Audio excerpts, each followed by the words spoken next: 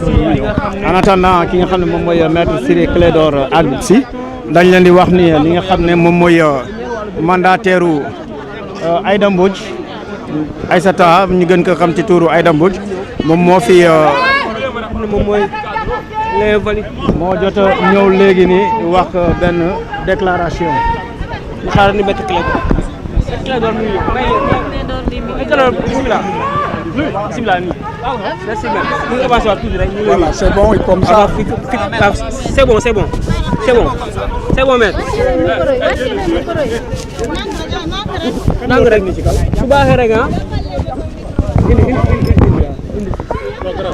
Très bien.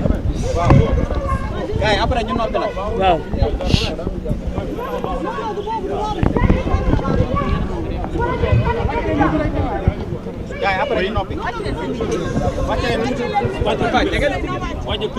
C'est bon, hein? C'est bon, maître. Bon, vous... Ça y est, je peux commencer? Oui. Allez-y, maître. Bon. Voilà. Le Sénégal a décidé de s'engager dans une grande farce électorale. Tout le monde a pu constater que le processus électoral manque non seulement de transparence, mais aussi de probité. Tout est opaque. Aujourd'hui, les candidats ne peuvent même pas savoir s'ils ont le bon fichier électoral. Personne aujourd'hui ne peut dire quelle est la composante du fichier électoral. Personne ne peut dire comment ont été paramétrées les clés USB qui ont été remises. Et ce qui quand même est révoltant, c'est qu'il est prévu par la loi qu'il y a une commission de contrôle des parrainages. En vous référant à la loi, vous verrez que cette commission est composée aussi du représentant du candidat. Et c'est cette commission qui procède à la vérification pour savoir si une candidature est recevable ou irrecevable. Lorsque nous sommes entrés, le président Badio Camara nous a immédiatement notifié le fait que le dossier était incomplet. Cela veut dire que le dossier a été ouvert et exploité en l'absence du mandataire et représentant de Ousmane Sonko, ce qui est une violation flagrante de la loi. On lui a posé la question de savoir si le dossier est incomplet. Qu'est-ce qui pourrait être incomplet? Et la réponse a été que les dossiers ont été reçus, les courriers qui les accompagnaient et les pièces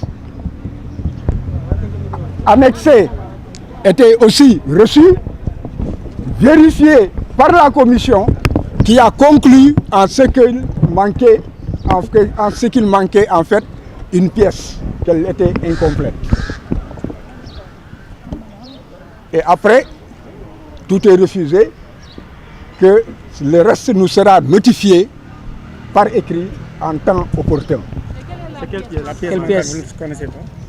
Vous ne m'avez pas écouté. Quand je lui ai posé la question, la réponse a été que tous les courriers et tous les documents qui ont été déposés ont été reçus et exploités par la commission, qui a donc décidé que le dossier était incomplet.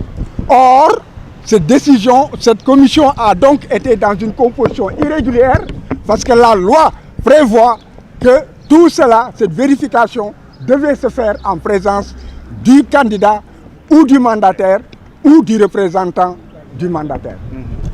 Donc il est clair que la cascade de violation de la loi ne s'arrête pas et qu'il y a une volonté d'aller vers des élections qui, dès le départ, manquent de transparence et qui, en tout état de cause, ne reflèteront pas la volonté de la nation.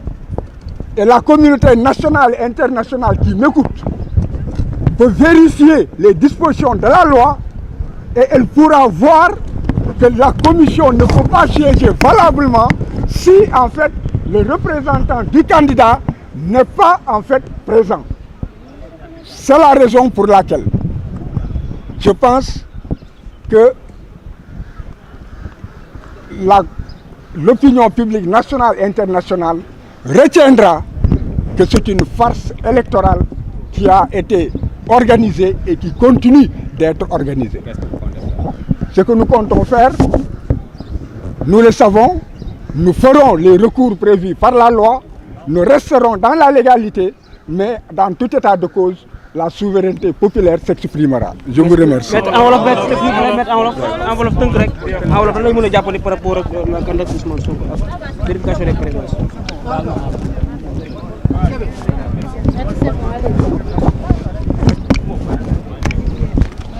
li may wax moom moo di que addina bi seede na ni que maanaam élection yu ñuy wax du ay élection ay farce la farce nag xaw ma nuñ koy waxee ci wolof ngeen baal ma ay tappale la te tappale bi ñëpp gis nañ ne que ba yëf yi tàmbalee ba tey ay tappale la justice la mu wax yëpp dañ koo jël sànni ko ci maa tey ak doole la ñu wéy matt ne ko Ousmane Sonko du bokk ci candidat yi mu neex ko mu naqari ko mu neex ña ànd ak moom mu naqari leen mu neex réew mi mu naqari réew mi mu neex addina bi mu naqari addina bi ci loolu la ñuy wéy léegi nag ci kaw complot boobu sunu dossier fexe nañu ba dugal ko bañ ko dugal li da leen bett bañ ko yëgee dañoo déterlu léegi nag tey la ñu waroon xool ndax sunu parrainage jaar na yoon sunu parrainage député la donc day jàll fexe yi moom moo di que ba ñu accès dañ ñu nekk seen dossier motul te récépissé yeeg yëpp yor nañ ko dañ ko teg ci li yoon wax teg ko ci ñoom conseil constitutionnel ci dogal yi ñu génnee nekk bu fekkee ne que lii ak lii am na lii ak lii ak lii lay wéy la nga xam ne loolu lañ ne loolooy wéy loolu yëpp jot nañ ko ba ñu dikkee toog ñu wax ñu tout de suite ne ñu que seen dossier motul ma ne leen sunu dossier motul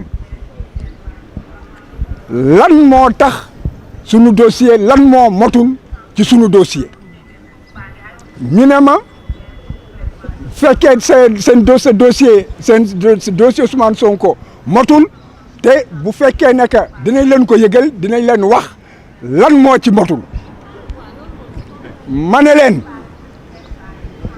yéen membre yi toog dossier complet lañ leen jox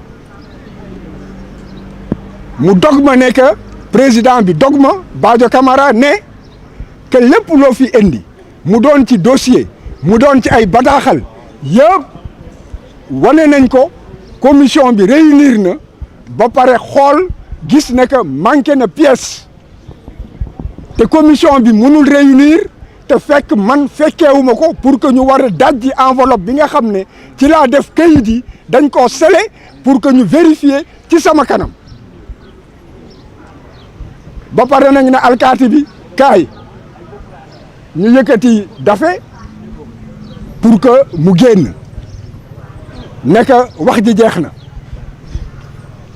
wante ma xam ne que donc wax ji du ci ñoom kaddu yi ci réew mi la war a dem kaddu bi ci communauté internationale bi la war a dem ñu xam ne que lii ñuy def ay caaxaan la lii ñuy def jaarul yoon doole bii ñuy jaay lii lépp en fait jarul que ñuy muur nit ñi puudar ndax wane nañu ñoom la ñu bëgg wane nañu nañu demee clé USB yi ñuy joxe gis nañ ne que ñi nga xam ne que yàgg nañu fii ay lu mot ñaar fukki at fanweeri at ñu ngi ci ay élection ñu ngi seeni nit rejeté nañ ko parce que dañu naan que clé yi kenn liiru ko clé yi kenn amul fii ko kenn mënul waat nekk clé bi ñu la jox fichier bi conseil constitutionnel yor boobu clé moom lañ la jox kenn xamul ndax fii clé yi ñu la jox virusé wuñ ko kenn xamul ndax clé bi ñu jox Boubacar Camara ak clé bi nga xam ne moom la ñu jox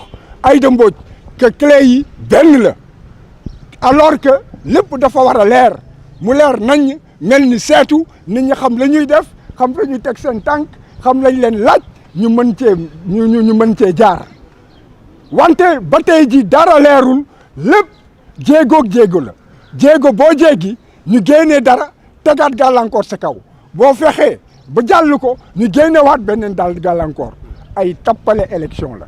la moo leen dese la moo leen dese. nee nañ duñ ko wax alors que la manqué sama dossier amuñu droit ubbi dossier bi te man fekkewuma ko ñu ubbi ko sama kanam. li ñu war a def moom moo di que foog addina bi xam li xew doole ba ñuy jaay te xam ne que loolu dañ ko fas yéene continuer loolu lu am solo la li ñu war a def moom moo di que ñun ci yoon la ñuy topp ci yoon.